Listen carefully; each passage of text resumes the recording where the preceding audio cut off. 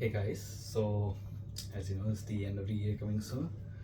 I thought I finished strong, so I'm hoping I can explain good detail about what are the material properties that needs to be considered when we design a member to take up the action effects that's fall into it.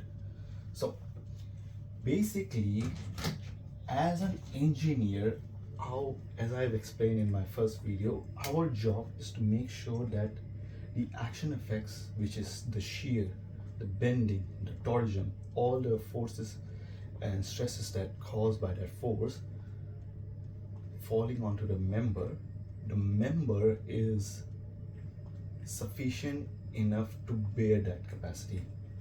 Rule of thumb is that a section capacity must be greater than or equal to the action effects.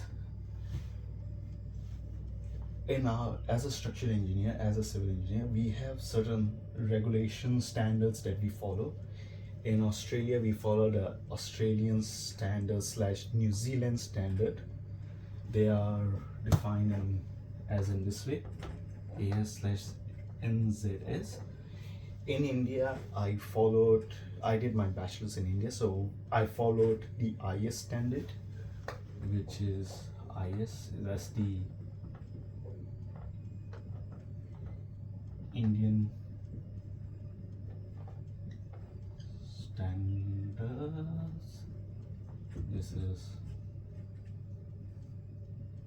Australian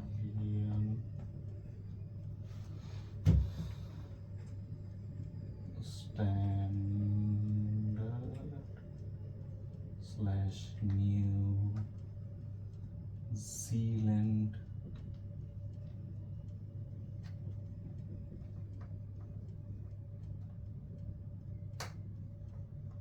standard. So yeah, there are different codes and regulations. But the concept that these standards provide are symbols, simple and similar. For example, if you ask a elementary, a nursery, a kindergarten student about addition, subtraction, that's everywhere common in the whole wide world. I'm only talking about planet Earth, doesn't cover all the other universes, but yeah, in Earth, in our world, yes. So the concept it's been explained in all these standards is similar. It's just at different weather conditions, the climatic zone. For example, in Japan, earthquake governs the highest standards that has to be considered, and also there's fireproofing as well. Fireproofing, India and Australia also considers, but in Australia, because of the compact space, they need to consider the fireproofing and fire resistance structures as well, and the bracings as well for the earthquake resistance. So yeah, that's a fun fact about Japan. Amazing. I'm fascinated. I might plan to go over there, but yeah, coming back to this. So yes, all of this has been explained in this one. So section capacity is illustrated by R. R stands for section capacity, or I should say actually design capacity. I know I'm just being, what do we say, I'm going into one aspect of it, like, because I'm a structural engineer, I can only explain what's there in mind, but some people can have some interest in going into other engineering. That's good as well. This can work in your field as well, in mechanical, in every aspect, aerospace, all of it. But yeah, if you are fascinated about structural engineering and you want to pursue a career out of it, this is a good idea to start off with. You get to know what is there in uni. Obviously, you do need to go to uni to get that accreditation, so it's good. By the way, disclaimer: this does not make you a structural engineer. It's just a fun concept. So coming back to it, R must be That's my design capacity must be greater than or equal to S. This is written as S star, which means the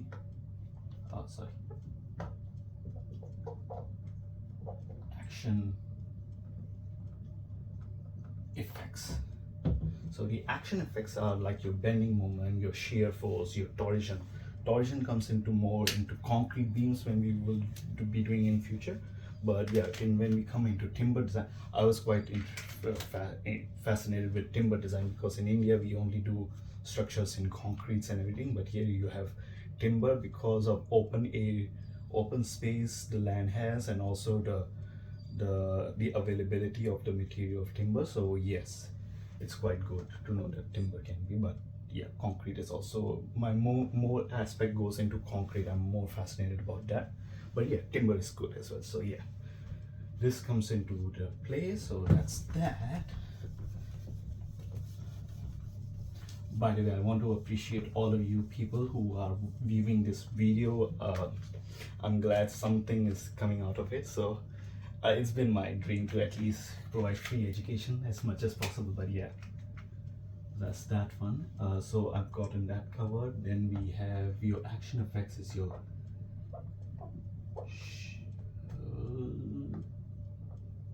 shear force, and then you have your bending moment. I'm just covering right now. Today I'm just going to cover these two simple ones, then torsion will come away when we come into concrete, because these come into play when we design any simple beams. Like, you can also understand what's happening. So what do you, when I say action effects and the capacity effect, is that, for example, this is a member. This eraser is a member. All right, it has fibers inside of its body. The fibers are able to resist anything. For example, if I keep it like this, there's nothing affecting it, will easily stand to it. It will be it's nothing's gonna change. But when I give some kind of a, oh my goodness, I'm not that strong as I used to be. So when I give some force onto it, there's a bit of a deformation. For example, let's look at this way. I've got this beam. It's actually my concept beam. Whenever I'm trying to do designing or something, I always take this as a free body diagram. It provides a better explanation. So when a force is being applied onto it, it's being bent downwards. It needs to come back up. Now, this needs, if I consider this as an integral material rather than a different material, it has the ability to resist the action effects. How much can it resist before failure? That is more of a concern. What happens is, when you go into construction industry, there's a certain pricing that each builder provides.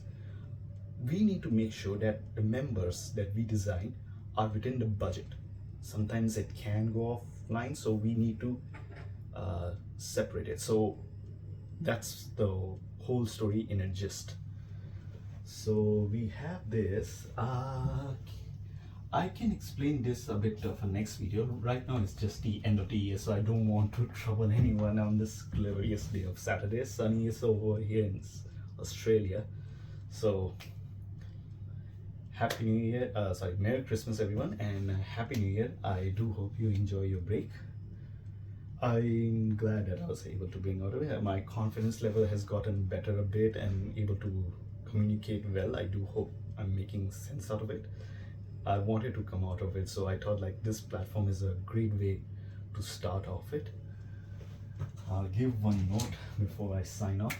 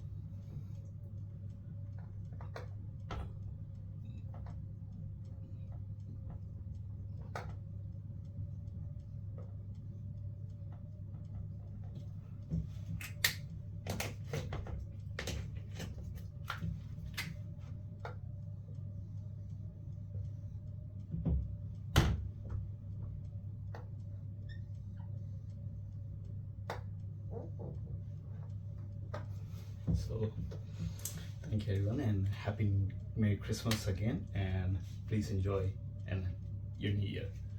I'm looking forward to the next year. It's going to be more amazing, more fun. Yeah. So